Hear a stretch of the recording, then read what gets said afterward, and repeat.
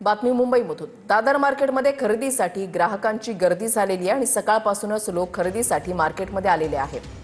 कृष्णा सोनरवाडकर आमचे प्रतिनिधी आमच्या सोबत आहेत। कृष्णा, दिवाळीला सुरुवात झालेली आहे खरं पाहायला गेलं तर, मात्र आज सकाळपासूनच दादरमधलं मार्केट जे आहे ते ग्राहकांनी गजबजून गेलंय। वृषाली, आपण पाहतो की दिवाळीच्या खरेदीसाठी मोठ्या प्रमाणामध्ये मुंबईकर सकाळपासून घराबाहेर पडताना पाहायला मिळतोय। फुल मार्केट असेल किंवा दादरची बाजारपेठ असेल ती सुद्धा गर्दीनं फुलून गेलेली आहे।